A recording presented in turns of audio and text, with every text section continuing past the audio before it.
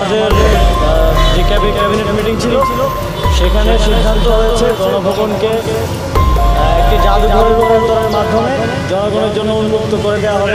আমরা 2024 সালের জুলাইয়ের যে গণঅভ্যুত্থান, সেই গণঅভ্যুত্থানের স্মৃতি এবং এই ফ্যাসিবাদী যে শাসন, এই শাসনের সময়কার যেই জনগণের উপর যে অত্যাচার, নিপীড়ন, গুম খুনের যে স্মৃতিগুলো আছে সেগুলো সংরক্ষণ করে এই উদ্দেশ্যে প্রাথমিক ভিজিট করতে এসেছি এবং একটা কমিটি করার মাধ্যমে স্থাপত্য শিল্পী এবং আর্কিটেক্টদেরকে নিয়ে, যারা জাদুঘর বিশেষজ্ঞ আছেন তাদেরকে নিয়ে একটি কমিটি করে দেওয়ার মাধ্যমে এটা কার্যক্রম শুরু হবে।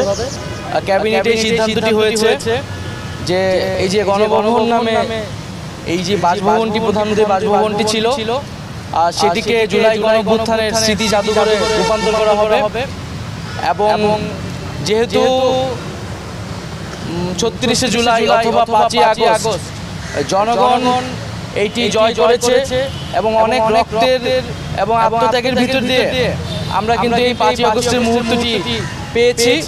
ফলে সেটি জনগণের জন্য উন্মুক্ত করে দেওয়া এবং জনগণের বিজয়কে ধারণ করে রাখার উদ্দেশ্যে এই গণভবনকে জাদুঘরে পরিণত করা হবে। এবং এটি শুধু বাংলাদেশেই নয়, আমরা পৃথিবীর বুকে একটি নিদর্শন হিসেবে রাখতে চাই যে কোনো স্বৈরাচারী, ফ্যাসিস্ট, খুনি রাষ্ট্রনায়কদের আসলে কি পরিণত হয় এবং জনগণই যে আসল মালিকানা এবং ক্ষমতার মালিক, সেই বিষয়টিকে একটি নিদর্শন হিসেবে পুরো পৃথিবীর বুকে রাখার জন্যই আমরা এই গণভবনটিকে জুলাই গণঅভ্যুত্থানের স্মৃতি জাদুঘরে পরিণত করার সিদ্ধান্ত নিয়েছি সরকারের পক্ষ থেকে।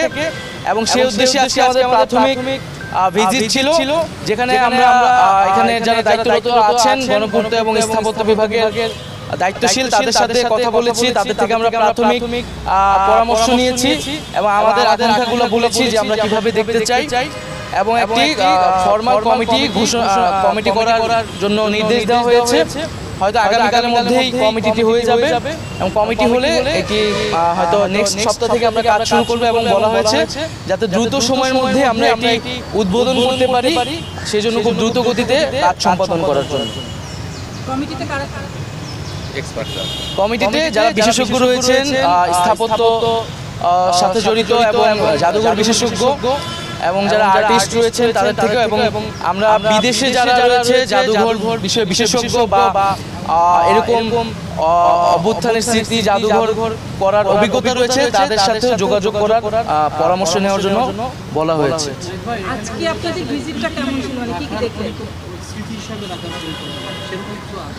এখানে প্রথমত যে এই যে 36 দিনের যে অভ্যুত্থানটি, সেই অভ্যুত্থানের পুরো সামগ্রিক স্মৃতিটা থাকবে, দিনলিপিতে থাকবে।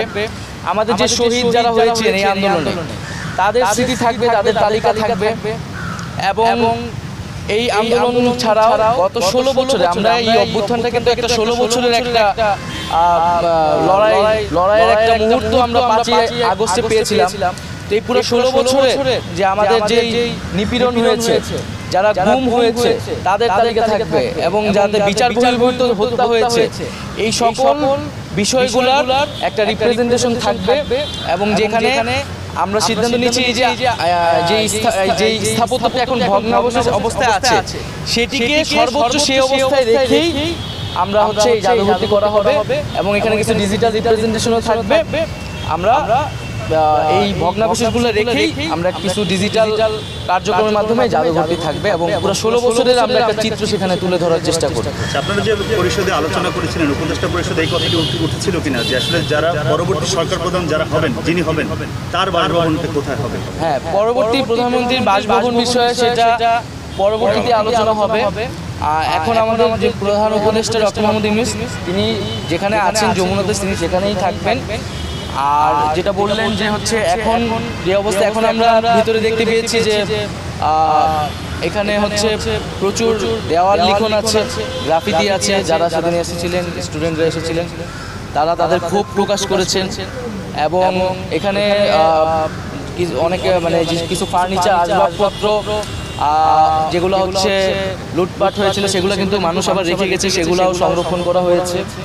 এবং ভাঙচুর রয়েছে, মানুষের ক্ষোভের বহিঃপ্রকাশ পুরা বিল্ডিংটার চারিদিকে আসলে ছড়িয়ে রয়েছে। আমরা চেষ্টা করব সেই ক্ষোভগুলোকে যথাসম্ভব ইনটেক রেখেই জাদুঘরের কার্যক্রমটা করার। আমরা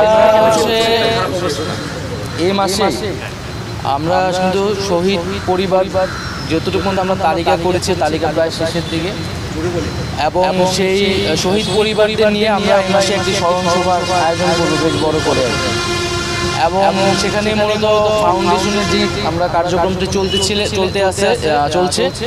সেটির ঘোষণা হবে, এবং আমাদের যেই আহতদের ব্যাপারে এবং শহীদ পরিবারদের ব্যাপারে যে কমিটমেন্টগুলো আর্থিক এবং অন্যান্য প্রতিশ্রুতিগুলো সেখান থেকে দেওয়া হবে, এবং যে তালিকাটিও সেখান থেকে আমরা ঘোষণা করব। এটা এই মাসের মধ্যেই হবে। আজকে থ্যাংক ইউ সো মাচ।